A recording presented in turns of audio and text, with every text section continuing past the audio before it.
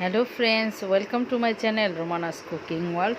আমি আজকে আপনাদের জন্য এমন একটা রেসিপি নিয়ে এসেছি যেটা কিনা নতুন রাঁধুনি ব্যাচেলর ভাইয়েরা সবাই তৈরি করতে পারবে। খুবই সাধারণ একটা রোস্টের রেসিপি, আর এটা খুবই অল্প উপকরণে তৈরি করেছি দেশি মুরগি দিয়ে। আশা করছি আজকের রেসিপিটি আপনাদের কাছে ভালো লাগবে। যদি ভালো লেগে থাকে সাবস্ক্রাইব মাই চ্যানেল। তাহলে চলুন শুরু করা যাক। আমি রোস্টটাকে রান্না করার জন্য চুলায় একটা হাঁড়ি বসিয়েছি, একটু ডিপ হাঁড়ি বসিয়েছি, এতে করে নাড়াচাড়া করতে অনেক সুবিধা হয়।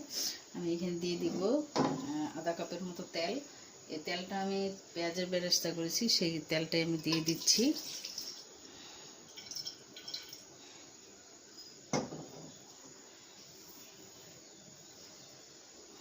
তোমরা রাঁধুনি তারাও পারবে। 2 টেবিল চামচ দিয়ে দিচ্ছি ঘি। পরে আবার আমি আরেকটু দিব।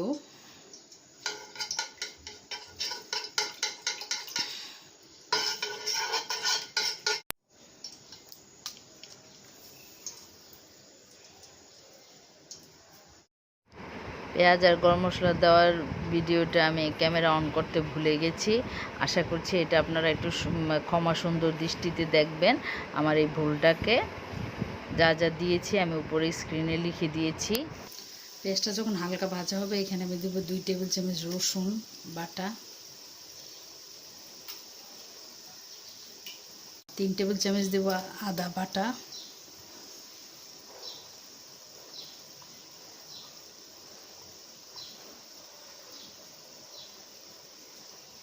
আমি হাফ কাপ দিব পেঁয়াজ বাটা।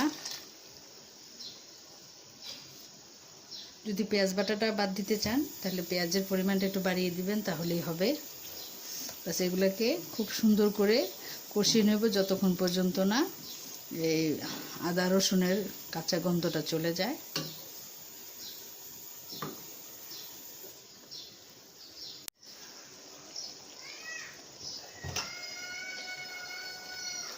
তাহলে এখানে দিব আমি স্বাদ মতো লবণ,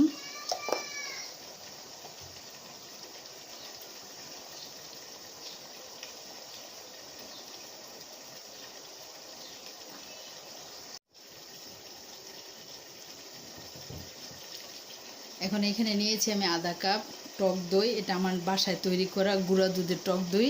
এটার রেসিপি আমার চ্যানেলে আছে। আর নিয়েছি 1 টেবিল চামচ ধনিয়ার গুঁড়া আর 1 টেবিল চামচ মরিচের গুঁড়া।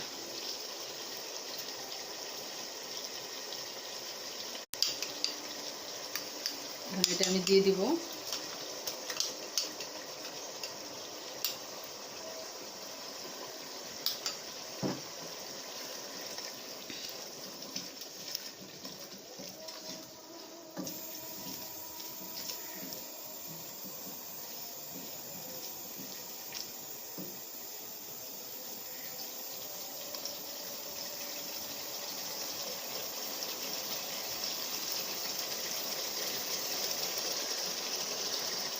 এখন আমি দিব রোস্টের মশলা। এটার রেসিপিও আমার চ্যানেলে আছে। ওইটা হলো একটু গুঁড়া করা, তেলে গুঁড়া করা, আর এটা হলো বাটা। এখান থেকে আমি দিয়ে দিব 1 চামচ ভরে ভরে।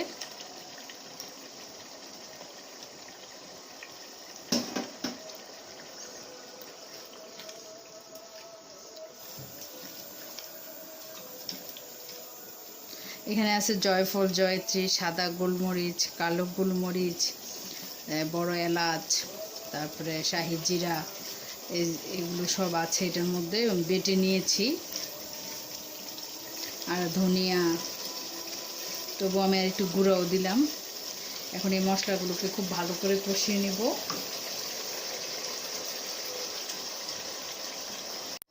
দইয়ের বাটিটা ধুয়ে আমি একটু পানি দিয়ে দিলাম।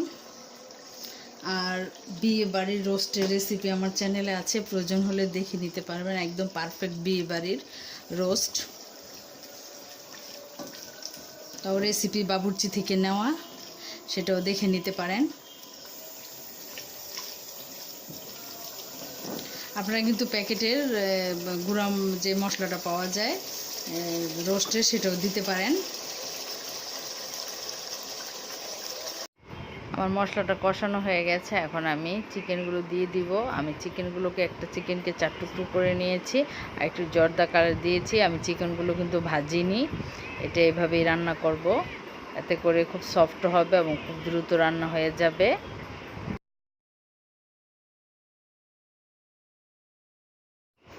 আমি এখানে দেশি চিকেনটা নিয়েছি, আপনারা চাইলে ফার্মেরটাও নিতে পারেন। তবে এই রান্নাটা করতে গেলে দেশিটা দিয়ে করলেই ভালো হবে, কারণ ফার্মেরটা করলে হালকা ভেজে নিলে ভালো হয়।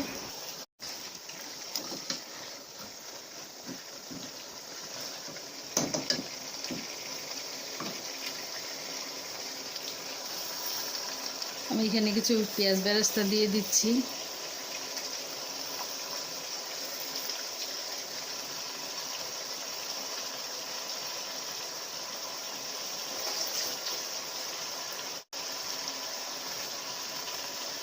আর 1 চামচ চিনি।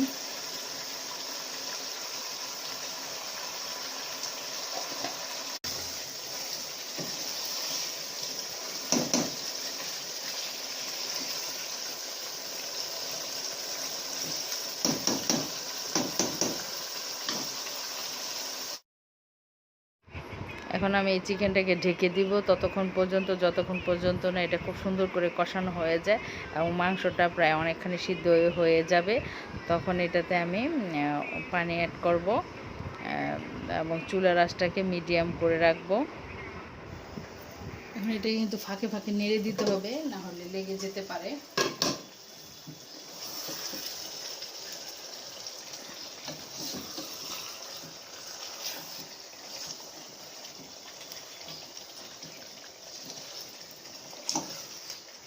আর এখন দিয়ে দিব কতগুলো কাঁচামরিচ।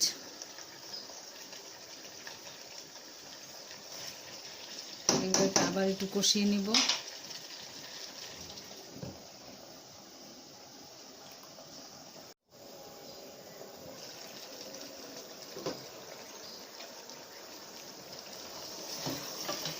দেখুন মাংসটা খুব সুন্দর করে কষানো হয়ে গেছে।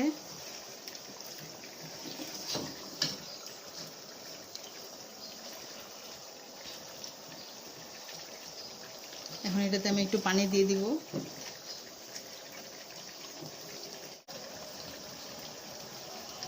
এখানে আমি 1 মুখ পানি দিয়ে দিচ্ছি।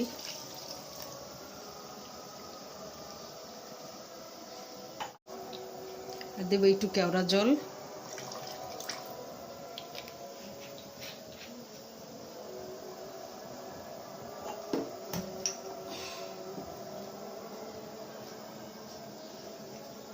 দেব একটু গোলাপ জল, রোজ ওয়াটার।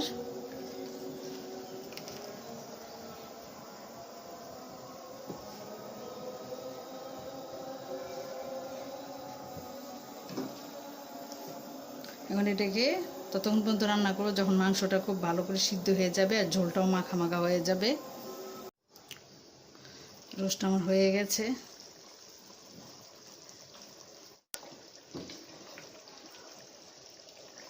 ছেলে কি সবাই পছন্দ করে আমার বাসায় ঝোল রাখাটা, আমি এটা হালকা একটু ঝোল রাখছি। আপনারা যদি একদম মাখা মাখা করতে চান সেক্ষেত্রে একদম মাখা মাখা হওয়া পর্যন্ত অপেক্ষা করবেন।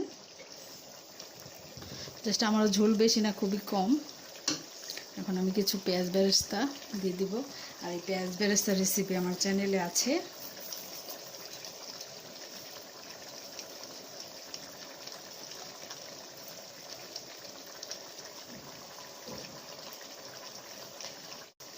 এখন এটাকে আমি চুলাটাকে অফ করে ঢেকে রেখে দিব।